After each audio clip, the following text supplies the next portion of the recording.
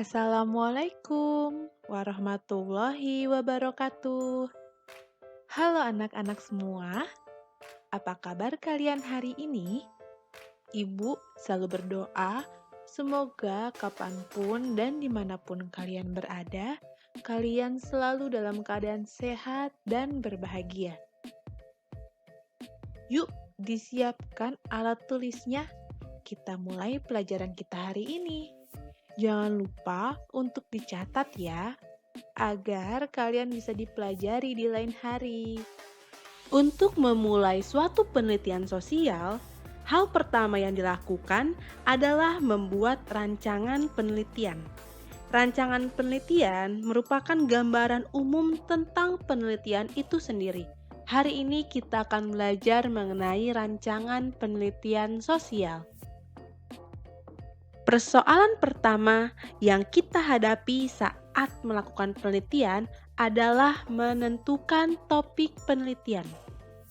Karena seringkali kita menjadi bingung untuk menentukan topik penelitian.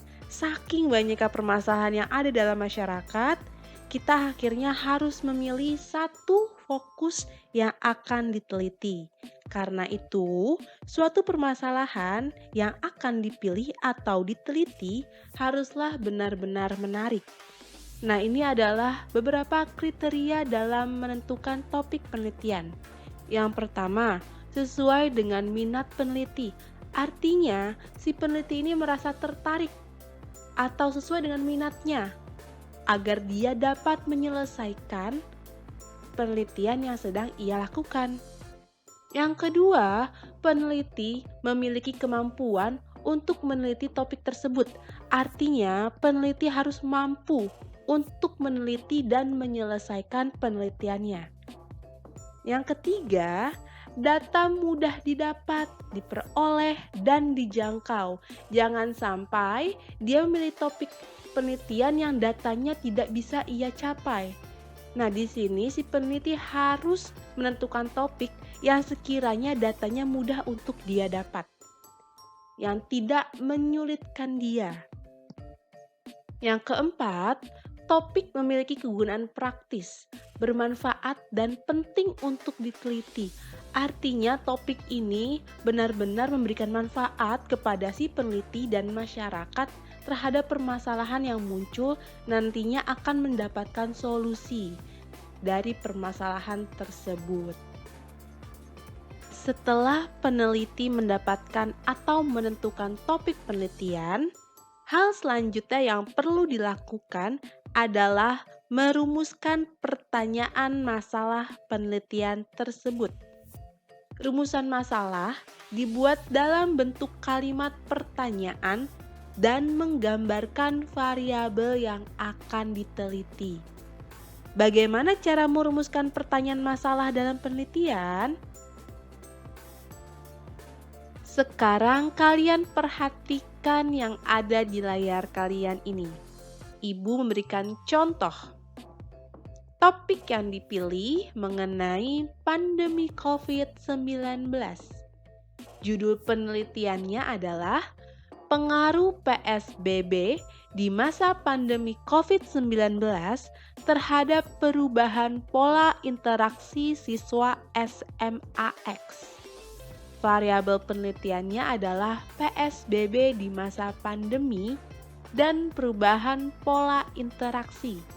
Subjek atau populasinya adalah siswa SMAX. Maka rumusan masalahnya ada 3. Ini di dalam bentuk kalimat pertanyaan. Yang pertama, apa pengaruh pandemi COVID-19 terhadap pola interaksi siswa SMAX? Pertanyaan yang kedua, apa saja perubahan pola interaksi siswa SMAX di masa pandemi COVID-19? Yang ketiga, bagaimana perubahan pola interaksi siswa SMAX di masa pandemi COVID-19? Nah, pertanyaan-pertanyaan dalam rumusan masalah ini nantinya akan memberikan isi dan pengarahan dalam proses pelaksanaan penelitian. Ini yang nantinya akan kalian cari, yang akan kalian kaji, dan akan kalian bahas di bab pembahasan atau analisis. Dalam penelitian, terdapat dua macam pendekatan, yaitu pendekatan kualitatif dan kuantitatif. Setelah kalian menyusun rancangan penelitian, kalian juga akan menentukan pendekatan apa yang kalian pilih. Apakah topik kalian cocok dengan kualitatif atau justru cocok dengan kuantitatif? Perbedaan dari dua pendekatan ini dapat kalian lihat di tabel berikut. Pada pendekatan kualitatif, dia menggunakan kata-kata, kalimat, serta gambar. Sedangkan kuantitatif, datanya itu bersifat angka-angka. Nah, kalau kualitatif, metode pengumpulan itu menggunakan observasi atau pengamatan dan wawancara mendalam atau tanya jawab secara mendalam. Sedangkan kuantitatif, metode pengumpulan datanya itu menggunakan angket atau biasa kalian dengar kuesioner atau dengan survei. Nah, ini biasanya digunakan dengan pilihan-pilihan ganda atau ya, tidak, atau setuju, sangat setuju, tidak setuju, sangat tidak setuju. Nah, itu contoh dari kuesioner. Sedangkan kalau secara sampel, kualitatif ini jumlahnya lebih kecil karena biasanya penelitian kualitatif hanya mewawancarai 1-5 orang saja. Sedangkan kuantitatif ini jumlahnya besar karena bisa mencapai 20, 30, 50. Sedangkan kelemahannya dalam kualitatif membutuhkan waktu yang lama karena dia harus diamati dan diwawancara secara mendalam. Yang kedua, interpretasi yang berbeda antar peneliti karena sifatnya wawancara sehingga penafsirannya akan berbeda karena seperti kita tahu cara orang berpikir ini berbeda-beda, maka interpretasinya kemungkinan juga akan berbeda-beda. Yang ketiga, subjektivitasnya tinggi, artinya kemungkinan si peneliti untuk merasa iba atau bersifat subjektif ini tinggi karena saking dia merasa dekat dengan si yang akan diwawancara atau informan, maka bisa jadi dia akan menyatukan perasaannya dengan data yang dia dapat. Sedangkan kelemahan di penelitian kuantitatif, data tidak mendetail karena jawaban dari pertanyaan hanya iya atau tidak, setuju atau tidak setuju. Maka datanya tidak sedetail ketika kalian mewawancara. Yang kedua, berdasarkan asumsi. Karena diambil secara umum atau general, maka hanya berdasarkan asumsi. Yang ketiga, membutuhkan banyak responden. Ya, karena dengan kuesioner atau angket dibutuhkan minimal 20 orang untuk menjawab pertanyaan sehingga mendapatkan data. Nah, sedangkan kelebihan dalam penelitian kualitatif, data yang didapat detail dan mendalam karena berdasarkan hasil pengamatan atau observasi dan wawancara mendalam sehingga data yang didapat detail. Yang kedua, hasil analisisnya akurat karena data tersebut detail. Jadi pasti dipastikan bisa akurat. Sedangkan kelebihan dalam kuantitatif, peneliti ini tidak perlu turun ke lapangan. Kalau kualitatif harus bertemu dengan orangnya atau informan untuk diwawancarai dan diobservasi, sedangkan kuantitatif, peneliti ini cuma cukup untuk menyebarkan kuesioner, baik secara online atau offline, tapi peneliti ini tidak perlu langsung ketemu dengan si responden yang akan ditanyakan. Nah, itu adalah perbedaan dari dua pendekatan penelitian. Selain itu, di dalam penelitian sosial, peneliti harus menentukan subjek dan objek penelitian. Apa perbedaannya? Subjek penelitian merujuk pada responden atau informan yang akan kita mintai informasi atau akan digali datanya. Subjek penelitian itu orang yang akan kita teliti. Orang-orang yang akan kita tanyakan, orang-orang yang akan kita observasi atau amati. Sedangkan objek penelitian merujuk pada masalah atau tema yang diteliti. Objek penelitian ini masalah-masalah yang ada dalam masyarakat, fenomena-fenomena yang ada dalam masyarakat yang akan kalian teliti. Nah, peneliti jangan sampai salah menentukan subjek dan objek. Jadi subjek dan objek ini harus saling berkaitan satu sama lain. Jangan sampai salah memilih subjek dalam objek penelitian. Di dalam penelitian juga ada populasi dan sampel penelitian. Jika kalian menggunakan pendekatan kuantitatif, maka kalian harus menentukan populasi dan sampel. Hal ini dilakukan agar menentukan siapa yang akan kalian sebar kuesionernya. Angket tersebut akan kalian kasih ke siapa. Nah, untuk bisa tahu itu, makanya kalian harus menentukan populasi dan sampel. Apa populasi dan sampel? Populasi adalah keseluruhan dari subjek penelitian yang memiliki karakteristik yang sama. Artinya semua orang yang punya karakteristik yang sama itu disebut populasi. Sedangkan sampel adalah bagian dari jumlah dan karakteristik yang dimiliki oleh populasi tersebut. Sedangkan sampel adalah perwakilan dari populasi. Kan nggak mungkin kita menyebarkan angket ke semua orang yang punya karakteristik yang sama. Kita nggak mungkin, makanya diambil sampelnya aja, diambil perwakilan untuk kita sebar kuesionernya. Nah, untuk menentukan sampel, ada yang namanya teknik sampling, yaitu untuk pengambilan sampel. Pengambilan sampel bisa dilakukan secara acak atau probability sampling dan tidak acak atau non-probability sampling. Probability sampling terdiri dari simple random sampling, sampel acak sederhana. Ini tuh ya udah diacak aja secara acak untuk pengambilan sampel dalam populasi. Sedangkan stratified random sampling atau sampel berstrata, artinya sampel yang dipilih itu secara kelasnya masing-masing. Misalnya kelas 10, kelas 11, kelas 12. Perwakilan dari kelas 10, perwakilan dari kelas 11, perwakilan dari kelas 12. Yaitu berarti sampel berstrata. Sedangkan cluster sampling, sampel berkelompok. Artinya dia mengkelompokkan dari yang ada di dalam kelompok tersebut untuk diambil samplingnya. Sedangkan area probability sampling adalah sampel wilayah ditentukan perwakilan dari masing-masing area atau wilayah. Nah, itu adalah probability sampling.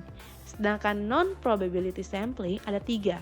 Purposive sample atau sampel bertujuan, artinya tidak semua bisa diambil sampelnya. Hanya orang-orang yang punya kriteria khusus untuk dikasih untuk pengambilan sampelnya. Misalnya hanya dokter atau hanya guru atau hanya dokter yang punya anak atau hanya guru perempuan yang punya anak 3. Nah, itu kan berarti kan khusus. Makanya disebut purposive sample. Nah, itu hanya orang-orang yang punya kriteria khusus. Sedangkan kuota sampel kuota, artinya jumlahnya terbatas. Yang ketiga, snowball sampling. Sampel yang diambil secara beruntun. Nah, artinya ini diambil satu sampel, kemudian nanti diambil sampel yang kedua, beruntun yang ketiga, akhirnya menyebar ke sampel-sampel selanjutnya. Ketika kita mewawancarai seseorang, atau mengobservasi suatu fenomena, atau kita memberikan kuesioner dan angket, itu merupakan cara-cara kita untuk mendapatkan data. Nah, dalam pengumpulan data penelitian, data itu harus memenuhi syarat. Sebelumnya, apa itu data? Data adalah bahan baku informasi mengenai keterangan berupa himpunan fakta, angka, huruf, grafik, tabel, lambang, objek, kondisi, dan situasi.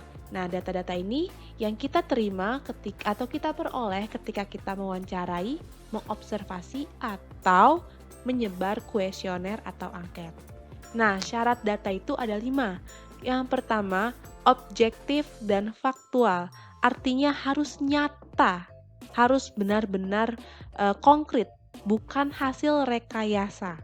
Yang kedua, representatif, artinya mewakili dari apa yang sudah kalian peroleh dari observasi, wawancara, atau penyebaran angket. Yang ketiga, data itu harus benar.